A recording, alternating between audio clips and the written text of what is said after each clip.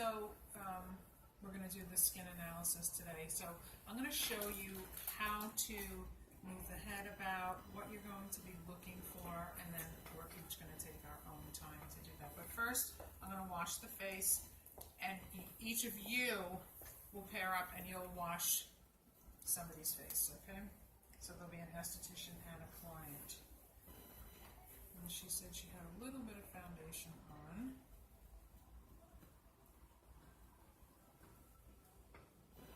Yeah, I can see it.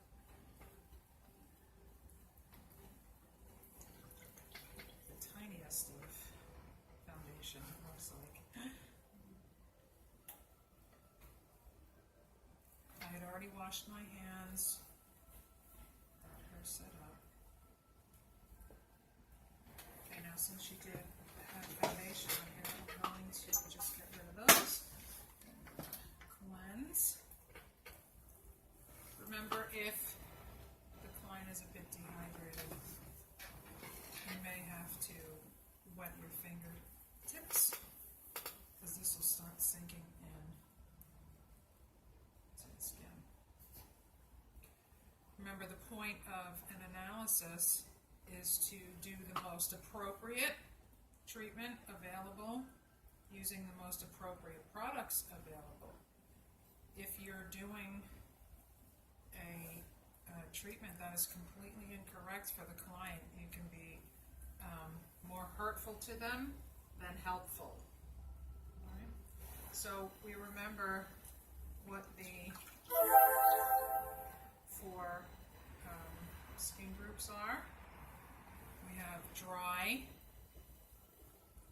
oily, normal, and combination.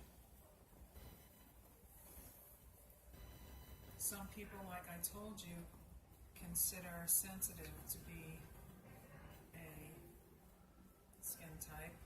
I don't. I consider it a condition. But who did I tell you that sensitivity usually goes hand in hand with? Dry skin type, right? And that's because they have a lack of oil production or sebum production, and their acid mantle and barrier function of their skin is not healthy due to that fact. Okay? Now remember, it's called alopetic skin, which means lack of oil. So then we have oily skin, and what are some of our characteristics of oily skin? Large pores. Right, so we'll have large pores throughout the face. It's usually a thicker skin. Also, they tend to have less fine lines and wrinkles because of that sebum protection. Remember, they're also the most acidic skin. Their pH is usually more acidic than the others.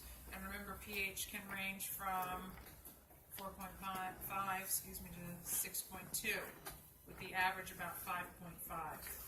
Okay? Remember, dry skin is going to be more, or I should say less acidic. Okay? So oily skin will have large pores throughout, right? They'll have a visible shine, usually by midday. You have to ask them questions like, they may get shiny or oily or greasy within 2 hours of washing their face. Okay? But don't let just the large pores fool you, because as we age, we get drier, but our pores get larger. And that's because of what? Lack of elasticity. And collagen. Okay, so as we age, the pores get larger. So if you have a mature client that's on the bed, and just because you see those large pores, you're on about, oh, oily skin. Well, no, not necessarily. Their age and their skin conditions that you see are usually indicated that they're probably dry now. Okay? So the characteristics for dry skin, usually you can feel a little bit rough. The client will tell you that their skin feels tight after they may shower or wash their face. The pore size is extremely minimal, if anything, and they don't have really a sebum production. Oh, I forgot to unlock the door. Somebody needs to unlock the door. Then we have combination skin. And combination would be, normally they're oily in the T-zone, which is here, down here, and here, okay? And this area would be more prone to acne and clogging, and the cheek area would be drier, okay? Like I told you before, it can be reversed where this is the dry area and this is the oily area. Extremely rare though, okay?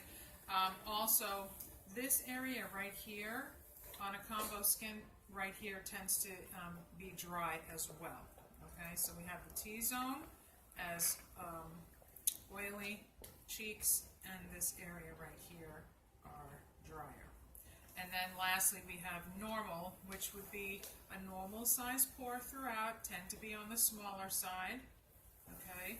They have an equal oil to water balance, so 50% water, 50% oil. They really should have a glow on their skin, no blemishes, and that's you are responsible for keeping it that way. Preventative skincare and protective skincare. Okay. So after you wash the face, you would want to take, and you're all going to do this as well.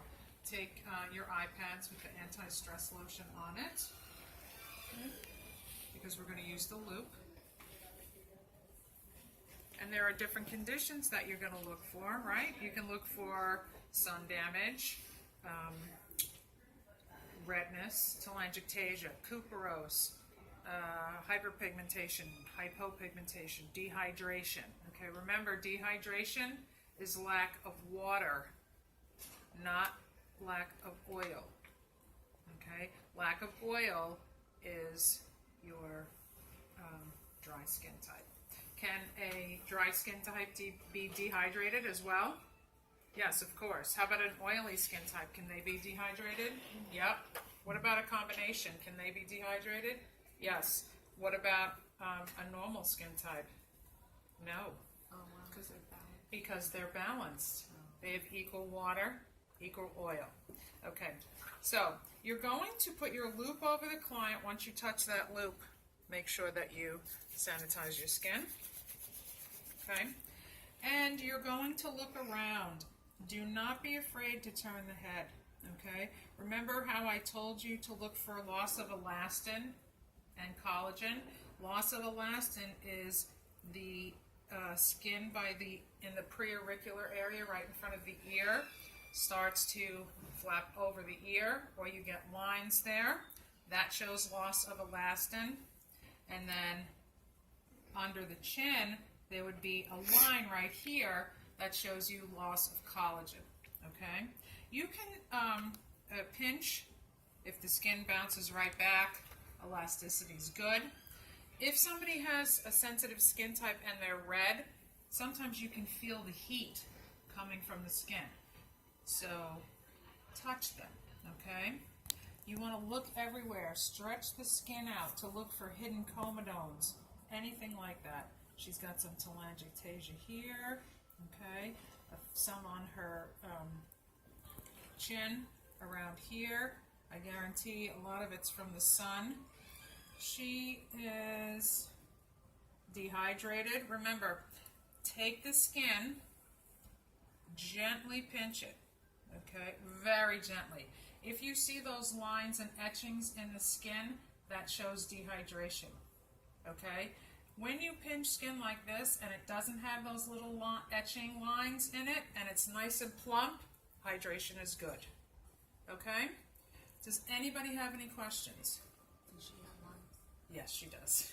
But remember, at least 75%, I think it's more, are consistently dehydrated. And again, you want to remember with your clients that they may say, oh my gosh, I drink so much water.